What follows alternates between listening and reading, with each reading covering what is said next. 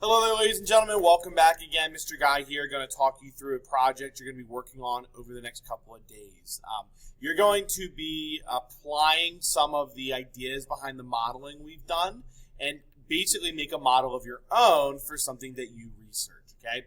So here's kind of the overview about what you're going to do. So you're going to go and you're going to find data on two things that relate to each other, okay? So you can either go onto websites and find data that's already collected. You can collect data yourself.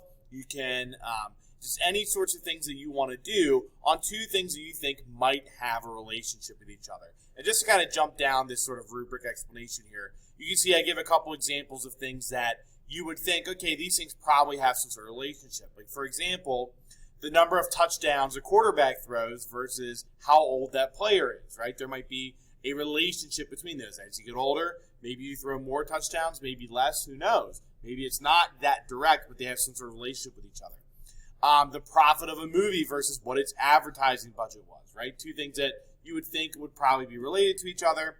And then the length of a song versus the number of words. So, if I have more words in my song, I would think I would have a longer song. Okay, that might be the case, or maybe it's not, depending on the data that you get.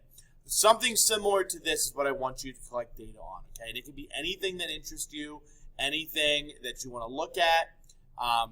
Basically, just kind of come up with a topic. Sarah, these are two things I think have to do with each other. Let me go get some data on these things, okay? Once you collect that data, so that's the first thing you're going to do, you're then going to apply 4 different models to it. I'm going to, in a second, walk you through how you're going to do that on Desmos, but you're going to apply these 4 models. Now, 2 of them are ones that we focused on so far in this chapter. That's the exponential model and the logarithmic model. Those will be found on page 423 in your textbook. You'll see it's the first and last model they've listed there, but they're the first and last one that we talked about the other day. But you're going to use those 2 models to come up with an equation that follows your scatter plot that you're going to make.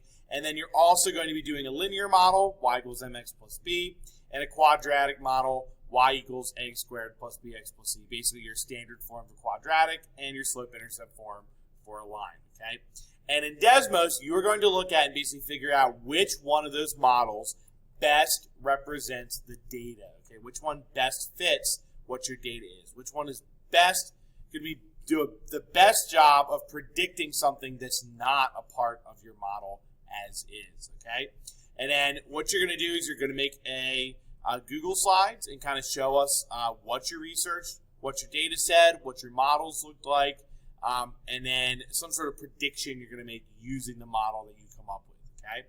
So you're going to see 5 points for accurate numerical data. Basically, did you get actual data, and does it actually work? You're going to get 10 points for showing me the 4 models. You're going to get 5 points for determining which one is the best model, okay? And it should be more than just, this one looks good, right? You want to give me some sort of mathematical explanation about, okay, this model best represents my data because, all right? And then last but not least, make sure that I can follow along with your Google Slides and what's going on there, okay? A couple hints at the bottom here. Obviously, the first one, I talked you through some different examples of what you can do. You can collect data from peers if you want to. That's up to you if you want to text your friends or ask people and say, hey, I'm collecting data on your last name and your favorite number or something.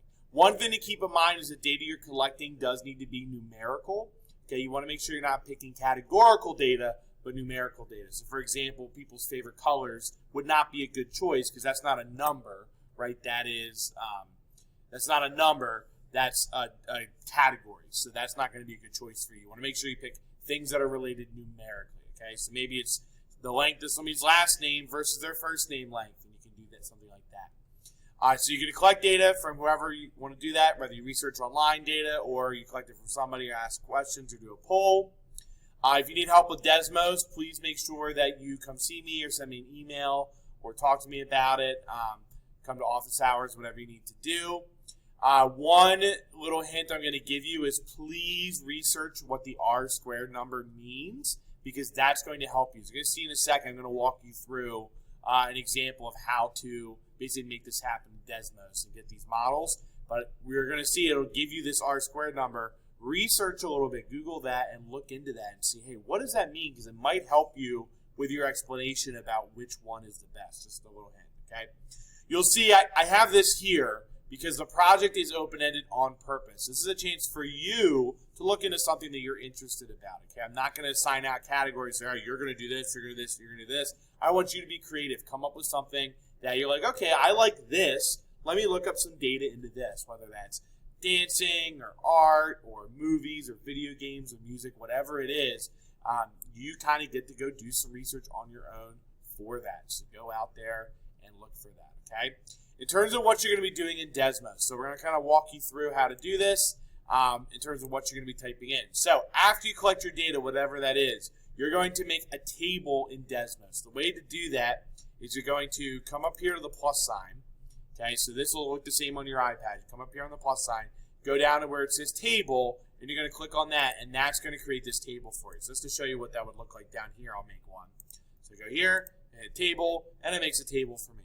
And then I'm going to go ahead, I'm going to take my data points into that table, whatever you collected. So I went in, I typed some data points in here, 1, 5, 1, 4, blah, blah, whatever it is, okay?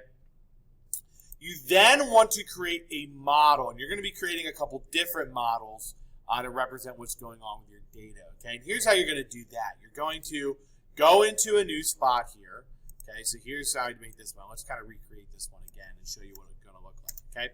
You're going to go into this spot here, and you're going to go ahead and type in what you want your model to be. So for example, the linear model, we're going to be doing y equals mx plus b.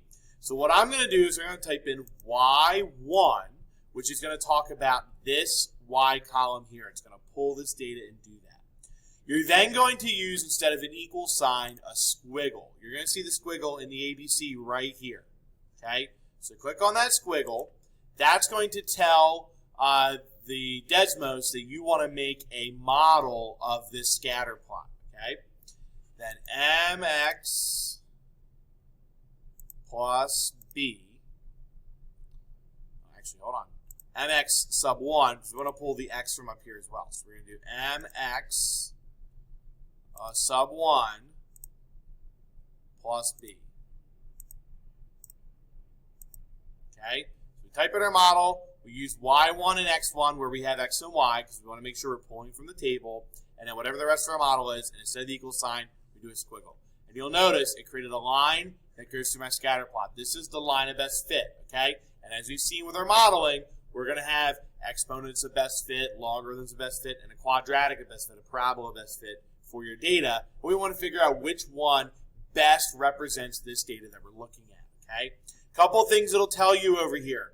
Number one, you'll see, look, this equation still just looks like y equals mx plus b. But down here it tells me this is the m and this is the b that they came up with. When you tell me your model, make sure you have those plugged in for those variables. I don't want to see, oh, my linear equation model was y equals mx plus b. Yeah, of course it was. What you want to say is, oh, it was y equals 2.1x plus 3.01667, okay? All right, that's the exact equation that you're using to represent that. They'll also tell you some other statistics, the r squared that we talked about earlier. Again, research what that means. That might help you. And then you can see a picture of it, take a screenshot and put that in your presentation. Hey, here's what it looked like, okay? And then move on to the next one. Next one you would try would be the quadratic. So you do y1 squiggle ax1 squared plus bx1 plus c, and then see what it makes. And then go into the next one and so on and so forth, okay? So you're going to make a model for each kind of equation that's on there to show and represent your data, and then pick which one looks the best, okay? So that is the outline of the project. That's what you're going to be working on. Take some time. It might take you 5, 10, 15 minutes to come up with a topic. Take some time and think about it. You want to make sure you're picking something that's comparing numerical things together. Make sure you're not picking something talking about categorical data. All right? Thank you all for watching.